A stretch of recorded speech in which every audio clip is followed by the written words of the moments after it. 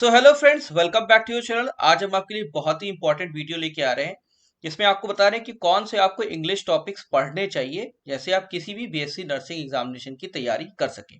इसमें हमने सभी इंग्लिश टॉपिक्स को कवर किए हैं जो कि इंपॉर्टेंट होते हैं और बीएससी नर्सिंग एग्जामिनेशन में वो पूछे जाते हैं। आइए देखते हैं सबसे पहला टॉपिक होता है कॉम्प्रिहेंशन। कॉम्प्रिहेंशन में क्या होता है, एक पैसेज आपको दिया होता है, वो छोटा सा पैराग्राफ हो सकता है, उसको आपको पढ़ना है और उसी पैराग्राफ को पढ़ के उसी में से आपको क्वेश्चन सॉल्व करने हैं। कैसे कैसे किया जाता है, देखिए ऊपर डिस्क्रिप्शन में एक लिंक दिया हुआ है, उस लिंक पे आप क्लिक करेंगे तो कॉम्प्रिहेंशन का पूरा एग्जाम्पल दिया हुआ है, कैसे सॉल्व किया जाता है, क्या उसकी ट्रिक्स होती है, कैसे आप उसे जल्दी सॉल्व कर सकते हैं। तो वो जरूर से देखिए, पूरी प्लेलिस्ट बनी हुई है। तो कॉम्प्रिहेंशन हमारा सबसे पहला बहुत ही इंपॉर्टेंट टॉपिक होता है और ज्यादातर बीएससी नर्सिंग एग्जामिनेशन में कॉम्प्रिहेंशन, जिसमें एक पैराग्राफ दिया रहता है और पैराग्राफ से आपको आंसर ढूंढना है, वो क्वेश्चन आता ही आता है। सेकंड पॉइंट पे चलते हैं। दूसरा होता है सिनोनिम्स। सिनोनिम्स मतलब होता है सिमिलर वर्ड ढूंढना या समानांतर वर्ड ढूंढना। जैसे जैसे एग्जांपल ले लेते हैं, जैसे ओमिट है, तो ओमिट में आपको बताना है इसका सिमिलर वर्ड क्या है। एक्सक्लूड है, इंक्लूड है, ऐड है कि अंडरटेक है। अब इसके लिए इंपॉर्टेंट क्या है, इसके लिए इंपॉर्टेंट है कि पहली चीज आपकी वोकेबलरी अच्छी होनी चाहिए, जो कि एक टफ टास्क है इतनी जल्दी सब इंप्रूव करना।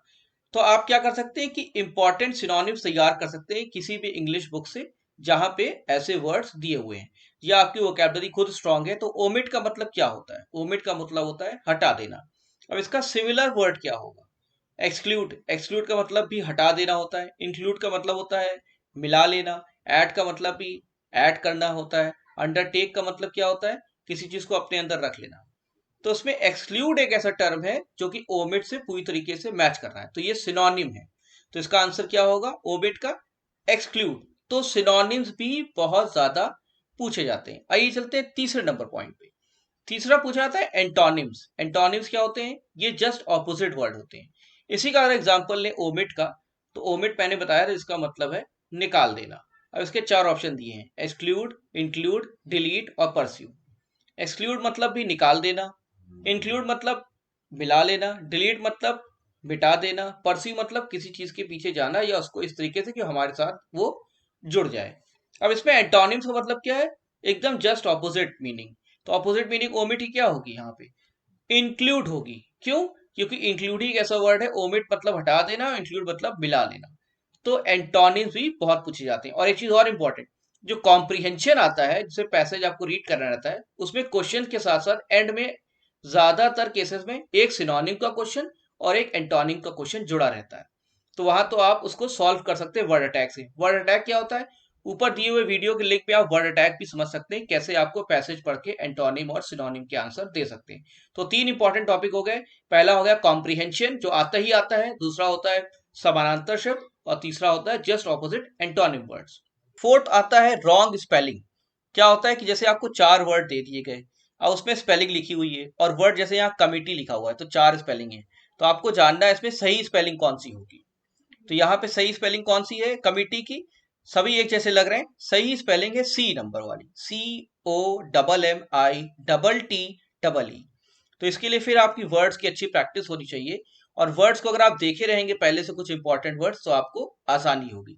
तो इसके लिए आपके पास बहुत से वर्ड के आपको उसके थ्रू जाना है और उसकी स्पेलिंग्स याद रखनी है, जैसे ये गलती ना हो। तो ये चौथा नंबर क्वेश्चन रॉन्ग स्पेलिंग भी आता है। फिफ्थ वाले पे चलते हैं। फिफ्थ भी बहुत इंपॉर्टेंट है, आता है सेंटेंस कंप्लीशन और फिलर्स की तरह से। जैसे एक सेंटेंस दे दी गया, ये भी क्वेश्चन बहुत आता है। जैसे सेंटेंस दिया हुआ है कीप योर डॉग, और डैश लगा दिया, द फ्लावर बेड्स लिख दिया, फिर लिखा है it may damage the flowers. तो इसमें क्या होगा, ऑप्शन दिया है आउट भरना चाहिए, फ्रॉम, बिसाइड की ऑफ। तो बचिए इसमें। अब इसमें लिखा हुआ है keep your dog dash the flower beds. अब इसमें आपको फिल करना है सही वर्ड। अब देखिए वर्ड फिल करने में कभी नाउन पूछ सकते हैं, कभी एडजेक्टिव पूछ सकते हैं, कभी एडवर्ब पूछ सकते हैं, प्रोपोजिशन पूछ सकते हैं, कंजंक्शन पूछ सकते हैं। इसका मतलब ये जरूरी नहीं कि आपको ग्रामर अपनी स्ट्रॉन्ग करना है, बिल्कुल ध्यान रखिए ग्रामर मत पढ़िए, इस तरह के क्वेश्चन प्रैक्टिस कीजिए। प्रैक्टिस करेंगे तो ऑटोमेटिकली आपको पैटर्न समझ में आएगा। ग्रामर से सिर्फ हेल्प मिलती है, ग्रामर पढ़ेंगे तो फिर फंस जाएंगे, अपना टाइम भी आप काफी इसमें वेस्ट कर सकेंगे। कम टाइम है तो आप ऐसे क्वेश्चन प्रैक्टिस कीजिए। तो इसका सही आंसर क्या होगा, keep your dog out the flower beds, keep your dog from the flower beds, keep your dog beside the flower beds, कि keep your dog off the flower beds. अब देखिए second line कह रही है it may damage the flower. तो damage करेगा तो हमको वहां से हटाना ही है।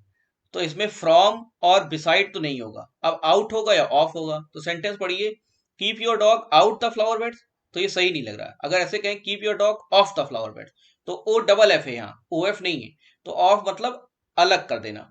तो keep your dog off the flower beds बिल्कुल सही सेंटेंस फिलर है। इसकी आपको प्रैक्टिस करनी चाहिए क्वेश्चन बैंक से। इसी तरीके से एक क्वेश्चन और ले लेते हैं कि जैसे पूछा गया डोंट मेक डैश डिले। अब यहां लिखा है फादर, फर्दर, सम, फ्यू। आप इसे बोल के देखिए, प्रैक्टिस कीजिए। Don't make father delay, don't make further delay, don't make some delay, don't make few delay. तो इसका जो बेस्ट आंसर होगा वो होगा don't make option number B, further delay. तो इसकी जब आप प्रैक्टिस करेंगे तब आपको ये क्लियर होगा। तो ऐसी प्रैक्टिस भी कीजिए। तो चौथे नंबर पे, बल्कि पांचवें नंबर पे सेंटेंस कंप्लीशन और फिलर्स भी आते हैं बीएससी नर्सिंग में, इसकी भी आप तैयारी कर लीजिए। फिर इसके बाद बारी आती है ऑर्डरिंग ऑफ सेंटेंसेस। ये भी क्वेश्चन आ सकता है, मैं इसलिए बता दे रहा हूं कि अलग अलग नर्सिंग एग्जामिनेशन में अलग अलग पैटर्न होता है। तो इसके हिसाब से भी आप तैयारी कीजिए, क्योंकि अक्सर लोगों को एक कंफ्यूजन होता है कि मैं क्या पढूं इंग्लिश में। तो देखिए यहाँ पे क्या लिखा हुआ है, एजुकेशन इज, और यहाँ चार ऑप्शन लिखे पी क्यू आर एस। अब ये टूटे हुए फॉर्म में सेंटेंस लिखा है, आपको जोड़ना है ये सारे सेंटेंस। एजुकेशन इज, अब एजुकेशन इज के बाद लिखा है पी क्यू आर एस। अब ये टूटे हुए फॉर्म में सेंटेंस लिखना है और आपको सही दिशा में या सही क्रम में इन सेंटेंसेस को जोड़ना है।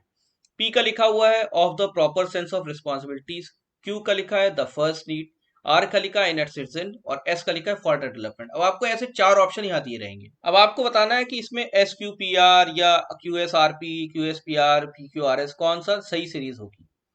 तो आपको क्या करना होगा, पहले आपको समझना पड़ेगा। अब एजुकेशन इज, पहले आएगा क्यू, द फर्स्ट नीड, फिर आएगा फॉर द डेवलपमेंट एस, फिर आएगा P of the proper sense of responsibilities, और आर आएगा आखिरी में इन आर सिटीजन। तो ऑप्शन नंबर अगर हम सी लगते हैं क्यू एस पी आर, तो उसके अकॉर्डिंगली होगा education is the first need for the development of the proper sense of responsibilities in are citizen. तो आप ये जो पी क्यू आर एस को अगर आप बार बार पढ़ेंगे और सेंटेंस फ्रेम करेंगे तो आपको पता चलेगा कि कौन सा पहले आ रहा है, कौन सा बाद में आएगा। तो इस तरह के क्वेश्चन भी आते हैं, इसकी आप प्रैक्टिस कर लीजिए। Next set of question, next set of question में कभी कभी क्या होता है, बहुत डीप ग्रामर में एक्टिव एंड पैसिव वॉइस पूछ लिया जाता है। अब पूरा वीडियो जरूर से देखिए ध्यान से, मैं सब चीजें समझाने वाला हूँ। एक्टिव एंड पैसिव वॉइस, अब जैसे क्वेश्चन दे दिया गया, एक्टिव वॉइस में लिखा हुआ you must look into the matter. अब आप कहेंगे ग्रामर है, बिल्कुल थोड़ी सी ग्रामर तो है ही है। You must look into the matter, तो चार तरीके की लिखा हुआ है। This matter has been looked into by you, this matter may be looked into by you, this matter must be look into by you, क्या this matter into look by you. अब आप पहला सेंटेंस पढ़िए, तो you must look into the matter, तुमको इस matter को देखना चाहिए, तो ऑर्डरिंग सेंस में। तो अगर सी नंबर वाला ऑप्शन देखें, this matter must be look by you, मतलब ये मैटर तुमको देखना चाहिए, तो ये सही आंसर है। तो इसका ऑप्शन क्या होगा, ऑप्शन नंबर सी इसका बिल्कुल सही आंसर है। तो थोड़ा सा इसकी प्रैक्टिस आपको करनी पड़ेगी एक्टिव एंड पैसिव वॉइस की। लास्ट देखिए, स्पॉटिंग एरर क्या होता है। कभी कभी ऐसा क्वेश्चन भी आ सकता है, क्योंकि मैं सभी बीएससी नर्सिंग एग्जामिनेशन के बारे में बात कर रहा हूँ। अब यहाँ पे देखिए A B C D option उसी में दिया हुआ है, एक सेंटेंस लिखा हुआ है। पहला लिखा हुआ है no sooner did I enter, फिर लिखा है ए, तो मतलब ये ए ऑप्शन है।